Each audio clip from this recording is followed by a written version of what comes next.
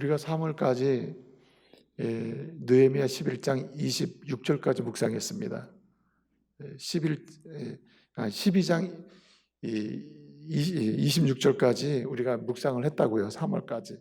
그리고 코로나가 생기면서 이제 코로나와 관련돼서 말씀을 주제별로 묵상을 해서 오늘 지난주까지 왔거든요. 그래서 다시 이제 고난을 극복하고 이제 우리 다시 느헤미야에 가야 되겠다. 그래서 느헤미야 12장 27절로 지금 온 겁니다.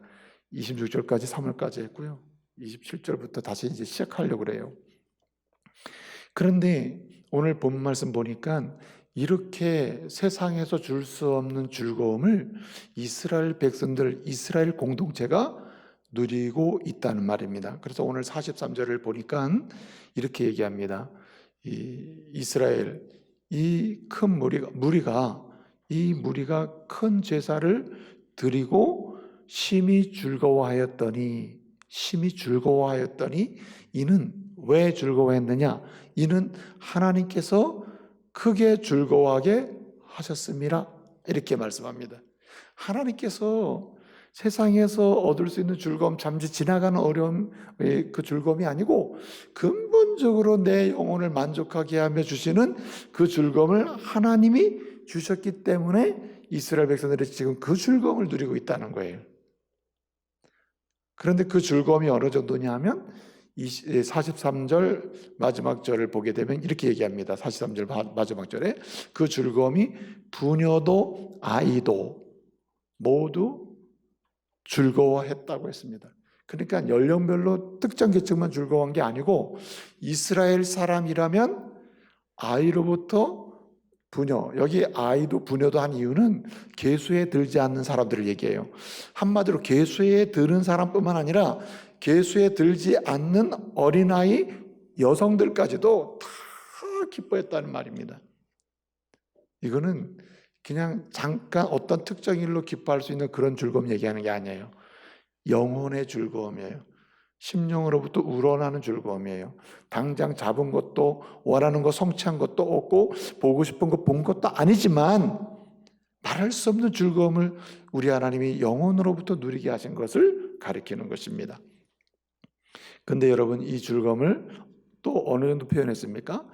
43절 마지막 하반절을 보니까 뭐라고 얘기했어요? 이 예루살렘에 즐거워하는 소리가 어디까지? 멀리까지 퍼졌다고 했습니다. 멀리까지. 그러니까 예루살렘에 이스라엘 사람들에게 즐거운 소리가 차고차고 넘쳐서 그 집 밖을 뛰어넘었어요. 그 공동체를 뛰어넘었어요. 이 소리가 막 울려 퍼져서 멀리 있는 사람들까지 이 소리를 듣고 어떻게 됐다는 말입니까? 하나님께 영광을 돌리고 또 한편으로는 갈망하게 되는 거죠. 우리도 저런 기쁨 누리고 싶다. 이렇게 됐다는 말입니다. 또 대적들이 이 소리를 듣고는 저렇게 약했던 이스라엘, 흔들렸던 이스라엘, 힘이 없던 이스라엘, 굉장히 고단해하고 막 힘들어하고 기뻐함이 없었던 저 이스라엘이 이제는 하나가 되고 그리고 어떻습니까? 또 힘이 있고 이제 행복한 공동체가 됐네. 그러면서 대적들도 놀래가지고 하나님을 믿는 백성들이 이렇게 됐구나. 그리고는 감히 건들 수 없는 이런 상황이 왔다는 거예요. 그래서 여러분 우리는 인생을 살면서 하나님의 소원대로 즐거워하는 소리가 우리 안에 차고 우리 가정에 차고 우리 교회에 차고 우리가 속한 공동체에 차고 넘쳐서 멀리까지 들려질 수 있는 이런 하나님의 사람들 되어야 할 줄로 믿습니다. 자, 그러면 이스라엘처럼 또 우리나라가 또 우리 대한민국이 또 우리 교회가 여러분의 가정이 우리 청년부가 우리 믿음의 공동체가 이러한 즐거운 소리로 가득 차고 이 소리가 흘러 넘쳐가고 그리고 이웃도 듣고 다른 곳도 듣고 멀리까지 들어서 하나님 살아계시구나. 우리도 저 공동체 들고 싶다. 그리고 저렇게 힘들었던 공동체도 이렇게 하나가 되고 힘이 있고 그리고 행복한 공동체가 되는구나. 감동을 줄 수 있는 이런 공동체나 개인이나 그런 교회나 가정이 어떻게 하면 될 수 있냔 말이에요. 어떻게 하면 즐거워하는 소리가 차고 넘치고 흘러 넘치고 다른 사람이 감동적으로 들어서 하나님께 영광 그리고 하나님의 역사를 보게 하느냐는 거죠. 오늘 대답이 어디 있냐면 27절에 있습니다. 27절을 보면 이렇게 대답하고 있습니다. 예루살렘 성벽을 봉헌하게 되니 하반절 감사하며 즐거이 봉헌식을 행하려 하매라고 했습니다. 자, 27절에서 봉헌하려고 하고 봉헌식을 하려고 했는데 그래서 28절 쭉 가면서 봉헌식을 했어요. 그래서 43절에 봉헌식이 끝났어요. 그랬더니 뭐가 임했다고요? 주님이 주시는 세상에서 경험되고 세상에서 그냥 단회적으로 얻는 그런 거 말고 근본적으로 얻게 되는 영혼의 즐거움으로부터 나오는 그런 기쁨을 누리게 되었다고 말씀하고 있는 것입니다. 오늘 27절부터 시작된 얘기예요. 시작은 뭡니까? 봉헌했더니 결론은 뭐가 됐습니까? 즐거운 공동체가 되었다. 즐거운 소리가 나오는 공동체가 됐다는 말입니다. 해답은 여기 있네요. 어떻게 하면 우리는 즐거운 소리가 가득 차고 넘쳐나는, 그래서 다른 사람이 볼 때 힘있고 연합되어 있고 행복한 공동체네 이렇게 증거가 되면서 하나님께는 영광이고 또 다른 세상 사람을 향해서는 하나님의 은혜 역사를 선포할 수 있는 그런 길이 되느냐? 오늘 봉헌에 있다는 말입니다. 봉헌만 잘해도 된다. 봉헌은 뭐 하는 겁니까? 봉헌은 드리는 거죠. 하나님께 드리는 겁니다. 하나님께 내 인생을 드리고 내 삶을 드리고 내가 소중하게 여기는 것을 드리고 내 모든 걸 드리는 게 봉헌이에요. 이게 하나님께 드리는 걸 봉헌이라 해요. 히브리어로 봉헌을 가리켜서 하누카라고 그래요. 하누카의 원래 의미는 하나의 세레모니예요. 세레모니. 한마디로 헌신 예식, 드림 예식 이런 의미입니다. 그래서 봉헌식, 낙성식. 오늘 27절에도 보게 되면 봉헌이라는 말하고 봉헌식이라는 말이 두 번 나왔잖아요. 그 단어는 같은 단어예요. 하누카. 이 말은 뭡니까? 한마디로 하나님께 성벽을 다 건축하고 하나님 이제 드립니다 하고 하나님께 이렇게 봉헌식을 했더니 하나님이 기쁨을 주셨다는 말입니다. 그래서 정답은 여기 있는 거죠. 우리 일상에서 시와 때를 따라서 봉헌을 잘하는 사람, 그 사람에게 하나님이 근원적인 기쁨과 즐거움을 주신다는 말입니다. 오늘 저와 여러분이 이 말씀을 통해서 일상에서 봉헌하는 사람이 돼서 우리 하나님께 성령을 통해 주시는 세상에서 얻을 수 없는 근본적인 즐거움을 경험하고 즐거운 소리를 바라면서 넘쳐나게 해서 세상을 감동시키는 그런 하나님의 사람들 되시기를 말씀으로 축복합니다. 자, 그러면 어떻게 하면 이렇게 우리가 봉헌을 잘 할 수 있을까요? 어떻게 하면 은혜입니다. 그리고 주께 영광입니다. 주님께 맡깁니다 하는 이런 영광스러운 봉헌을 통해서 이렇게 즐거운 소리를 경험하고 웃음소리가 끊이지 않는 가정이 되고 교회가 되고 그래서 하나됨이나 힘이 있고 행복한 공동체의 증거가 되고 그래서 하나님께는 영광이 선포되고 하나님 영광이 선포되고 세상을 향해서는 우리가 축복의 역사를 이룰 수 있느냐 말이죠. 어떻게 하면 봉헌하는 인생이 될 수 있느냐, 시와 때를 따라서 잘 봉헌할 수 있겠느냐는 거죠. 오늘 본문 말씀 28절부터 이제 42절까지 쭉 보면요, 이제 봉헌식이 나오거든요. 그 봉헌식 하는 장면을 보면 그 방법이 나와요. 그 첫째는 뭐냐면은 오늘 27절, 28절, 이제 30절까지 쭉 보면 29절까지 보면 그 첫 번째 방법이 나오는데 이렇게 때를 따라 봉헌을 잘 해서 이렇게 하나님이 주시는 기쁨의 은혜를 경험하며 이런 은혜를 경험할 수 있는 방법이 뭐냐? 봉헌다운 봉헌. 아까 은혜를 고백하고 그 다음에 찬양이 되고 맡김이 되는 이런 봉헌은 첫째는 가까이 있어야 됩니다. 가까이 있는다는 말은 뭔가 오늘 이제 봉헌을 하려고 보니까 보세요. 봉헌을 하려고 하는데 이제 느헤미야가 말해요.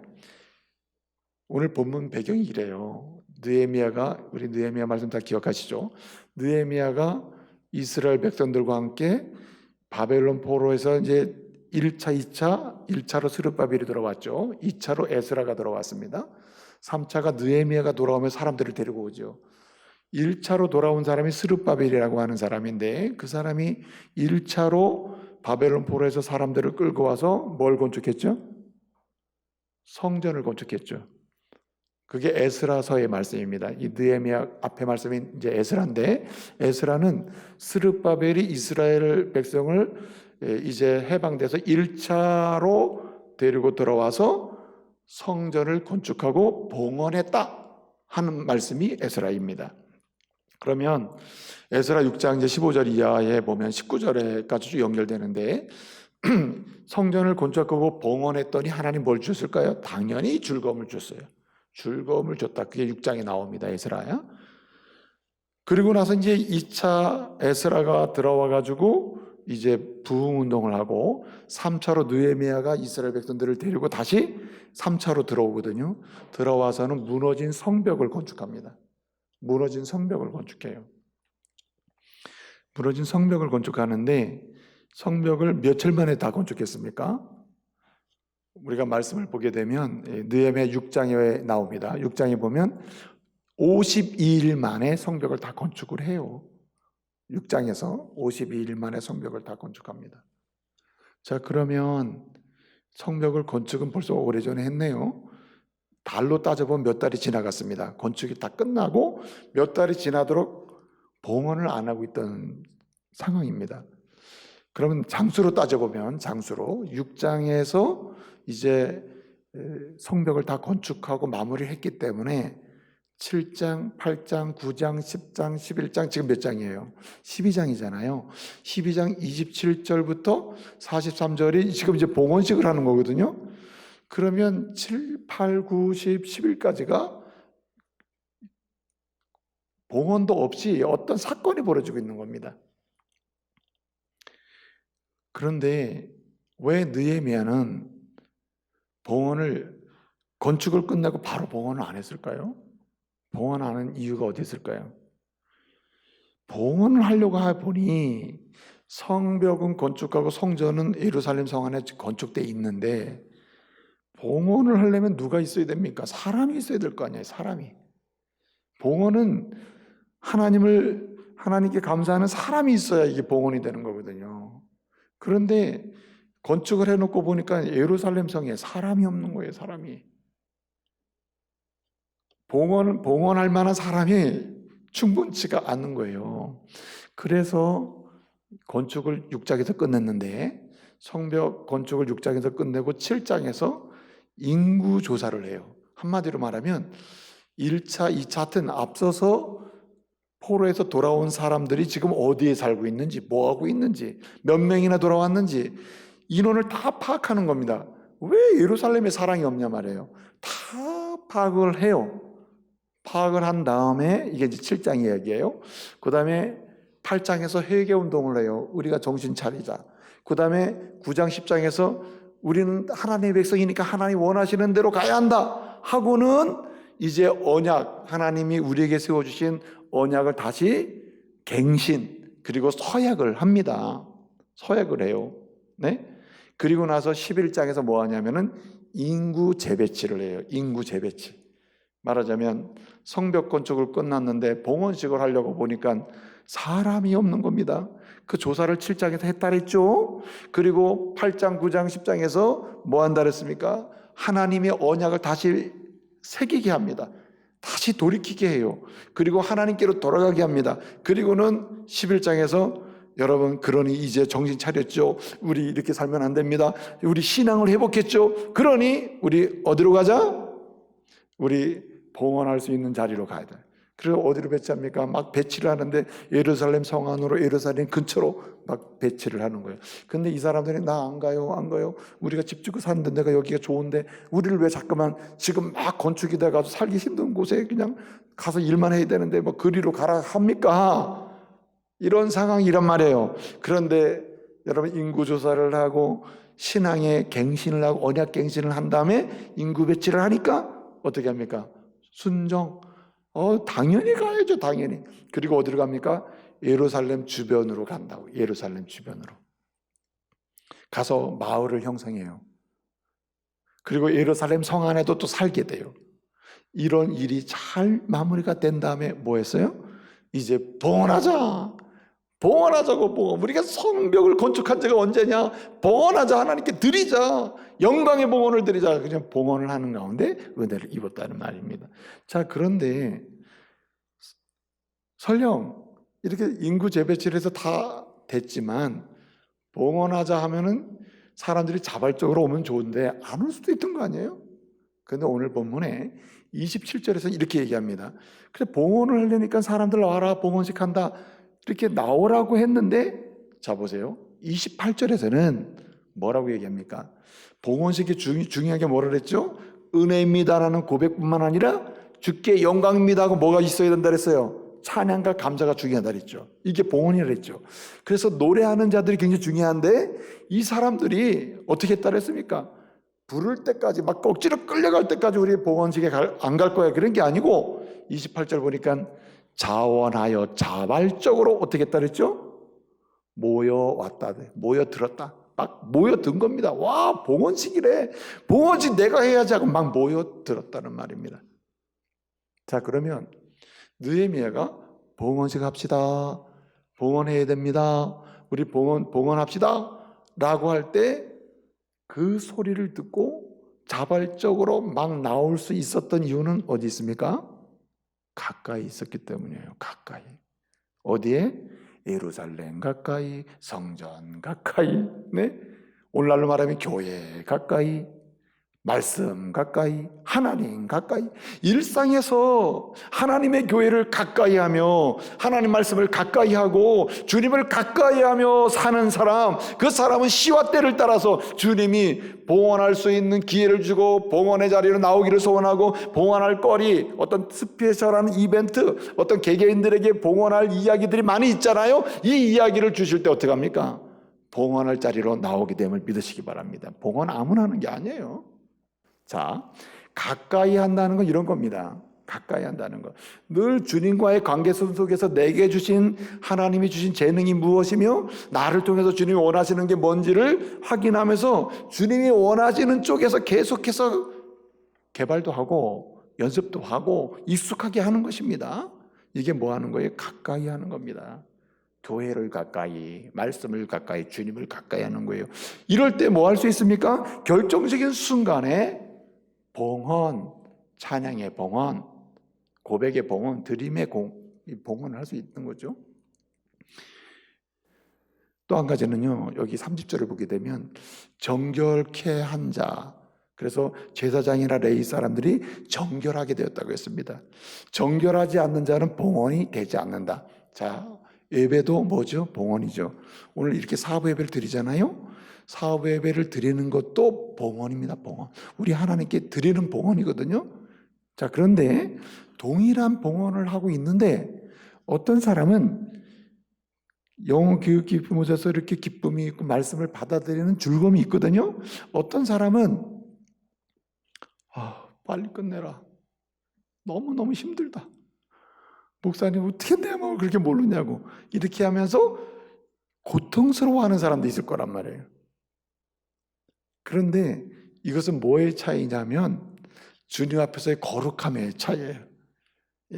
주님 앞에 서기를 갈망하는 사람, 주님의 성품을 담기를 원하는 사람, 주님의 정결함으로 나 또한 정결하게 서기를 원하는 사람, 그 사람은 어떻게 되느냐? 봉헌의 자리를 진심으로 갖게 된다는 말입니다. 만약에 형식적으로는 봉헌하고 있는데 그런 즐거움의 은혜를 경험하지 못하는 경우에 이 30절에 걸리는 거예요. 30절 핵심이 뭐냐면 주님 앞에 거룩함으로 쓰는 겁니다. 주님 앞에 거룩함으로. 그래서 보통 예배 때, 성찬 때, 때마다 우리는 뭐부터 하죠? 보통 회개를 하죠. 주님 앞에 부끄러움을 고백하죠. 주님, 나의 연약함이 이런 게 있습니다 라고 연약함을 고백하죠. 이건 무슨 과정이죠? 정결함으로 나가는 과정이죠. 마지막 한 가지는 오늘 31절부터 42절까지 보면 봉헌식을 하는데 어떻게 하냐면요, 이스라엘 백성들이 모였어요. 느헤미야가 모이래서 모였습니다. 봉헌하자니까 모였거든요. 그 모인 장소가 오늘 본문에 안 나오는데 모인 장소가 어디냐면 성벽이 이렇게 쭉 둘러서 만들어졌을 거 아니에요? 그런데 성벽에 골짜기 문이라는 곳이 있거든요. 그러면 골짜기 문 그쪽 골짜기에 다 모인 겁니다. 그래서 이스라엘 사람들이 성벽으로 올라가요. 성벽으로 성벽이 높으니까 올라가면 그 성벽 위를 걸을 수 있거든요. 성벽 위로 올라가는데 계단으로 쫙 올라가요.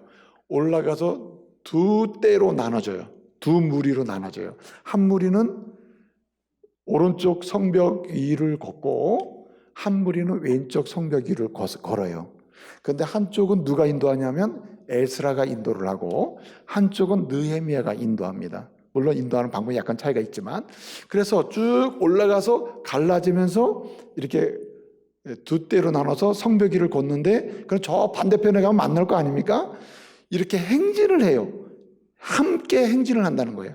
함께 행진을 하면서 성 위에서 예루살렘 성을 내려다보기도 하고 성 밖에도 보면서 뭐합니까? 우리가 이 성벽을 쌓을 때 얼마나 눈물과 땀을 흘리면서 고생을 했나 그걸 경험을 하는 거죠. 그럼에도 불구하고 그것이 이 성벽을 쌓게 된 이유가 아니라 우리가 믿는 하나님의 역사다라고 찬양을 하면서 가는 거거든요. 쭉 가서 저쪽 반대편에 가서 만난단 말이에요. 만나면 계단이 있거든요. 계단으로 내려가서 앞으로 나가면 성 안으로 앞으로 나가면 뭐가 있냐면 성전이 있는 거예요. 성전이. 그래서 골짜기 문에서 양쪽으로 나눠가지고 가서 행진을 해서 가는 겁니다. 행진할 때 그 심정이 다양해요. 어떤 사람은 내가 여기서 이거 건축하면서 수고했는데 어떤 사람은 내가 여기 돌 갖다 놓느라고 수고했는데 어떤 사람은 내가 여기 뭐 바르느라고 수고했는데 내가 문짝 만드느라고 수고했는데 별 사람이 다 있겠죠. 수고하고 헌신한 내용은 각각 달라요. 그런데 그들은 지금 뭐 하고 있어요? 같이 걸어가면서 그것을 공유하고 있는 겁니다. 그래서 어디로 가요? 봉헌의 자리로 가는 거예요. 얘기인즉슨 이렇습니다. 누가 봉헌을 하는 자리로 갈 수 있고 봉헌하는 인생을 살 수 있느냐? 요점은 함께 하는 사람, 누구랑? 믿는 자와 함께 하는 사람이에요.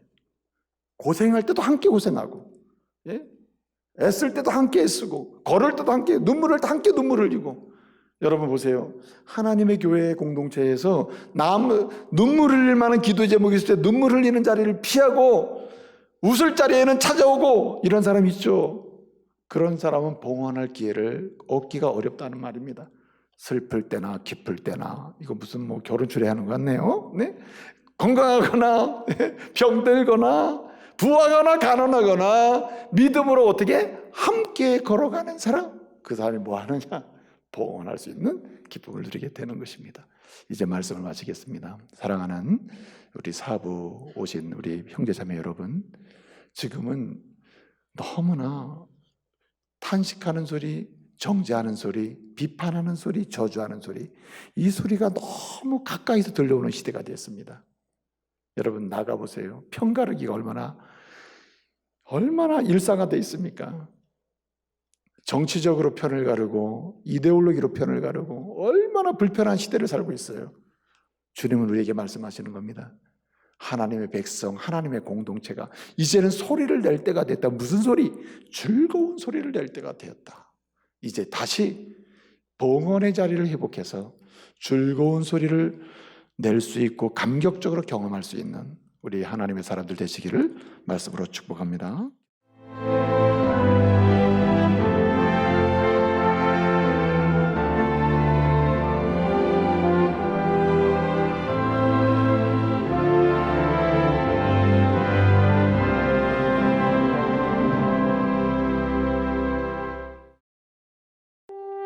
당시 제 상태는 뼛속까지 암이 이미 퍼져 있었고 나는 그러면 죽는 거야? 살고 싶지 않다. 내가 아직 암에 걸린 게 문제가 아니라 내 영혼이 완전히 죽어 있었구나라는 걸 알게 됐거든요. 야, 내가 암에 안 걸렸으면 어쩔 뻔했어? 암은 이제 봤더니 선물이었어. 그럴 수 있다. 아플 수도 있고 가는 과정이 고통스러울 수도 있고 근데 고통 없는 부활은 존재하지 않는다는 것이죠.